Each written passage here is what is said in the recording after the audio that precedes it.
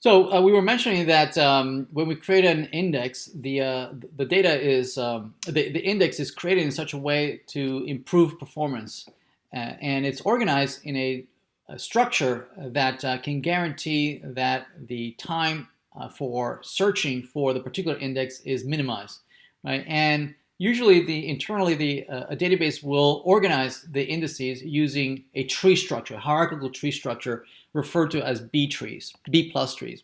So B plus trees are normal trees, right? They're not binary trees. They are trees that have the same number of children. Each node has the same number of children, and it has a peculiarity that we want to make sure that the heights of the trees are balanced. So we'll talk that in a minute. So let's take a look at why do we want to use trees in the first place. So here we have a graph that is comparing searching through records, right? One of them is doing a full scan, meaning it's doing linear search, right? Where if you're looking for a last name, or you're looking for a phone number or student or whatnot, right? You have the value that you're looking for, and you're comparing it against each one of a particular field to see when you find it, right? And that's linear search. Linear search has a peculiarity is that if you have the double number of elements to search through, on average you'll take twice as long. So that's we're going to refer to as full scan, which is linear search. Now instead, if we have indexed and we have organized and ordered our index version of the original table, we can now use like binary search, right? And we know that binary search has an order of magnitude which is proportional to a logarithmic of the number of elements, right? So you're bringing down the curve from being linear, right? You're tapering it down to be logarithmic, which is great.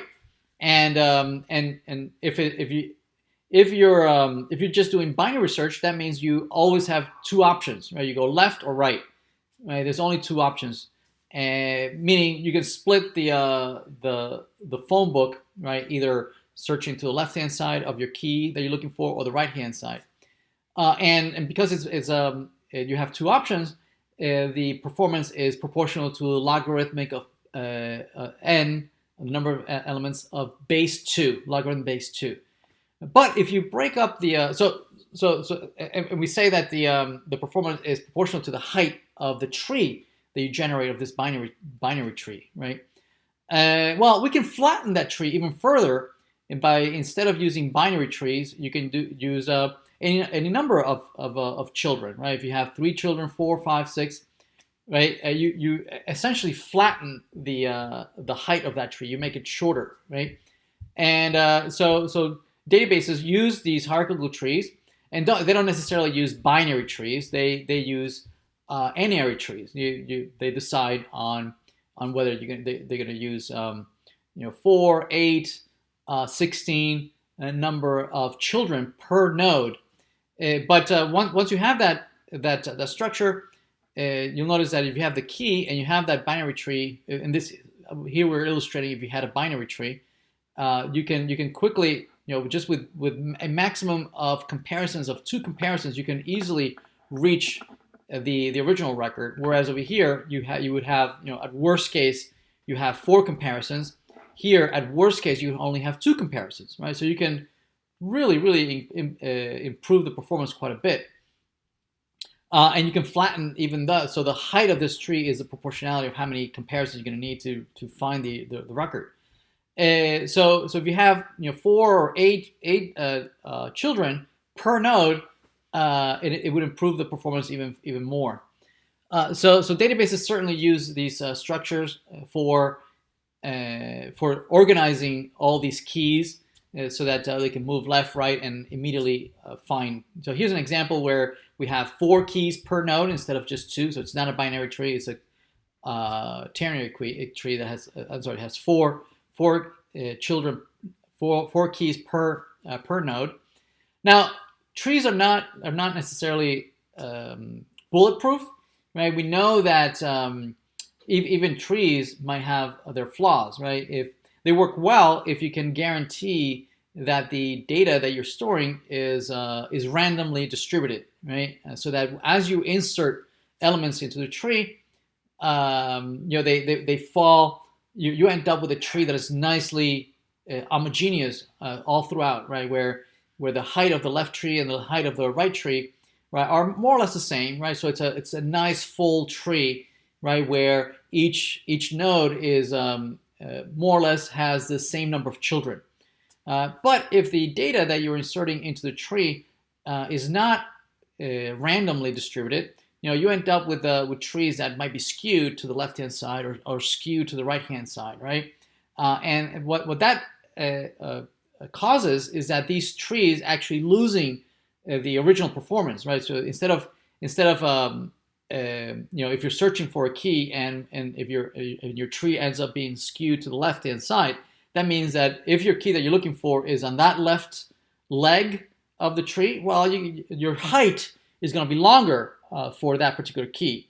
Whereas if it falls on the right-hand side of the tree, your search might be shorter, right? So we want to make sure that the height of the tree is nicely balanced on right and left, so that we can guarantee that no matter what key you're looking for, you're always going to get the same average performance. So B+ trees allow you to are just trees, but the algorithm in which we build the trees always guarantees that it's always balanced, right? So B trees, when you're going to insert these values, right, it's compared against all the nodes, right, and eventually it's decided to go and where does it end up, right? And what it does is that if it doesn't fit into the leaves of the trees, right, what they do is that they split that that element, right, and they push it up the tree. And if it doesn't fit there, it splits again and it pushes it up the tree. So the tree grows in height,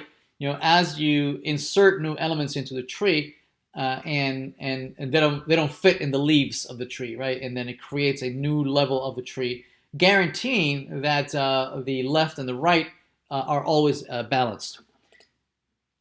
So I'm not going to go through these examples. Take a look at them of inserting various values here and how the tree grows from the bottom. It grows up in height, as you insert more and more keys. It's a nice little algorithm on how is it that the trees are being built from bottom up. Typically, when if you've studied algorithm, right, and you've built some of these binary trees, usually when you insert these trees, an element, right, you do a search until you find the element where it would fit, and then you create a new node and you tie it in there.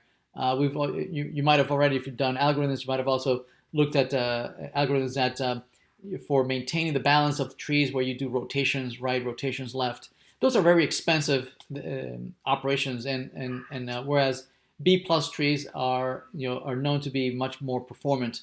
Being able to maintain a balanced tree without complex operations such as rotate left and right. So take a look at this and play around with some of these operations.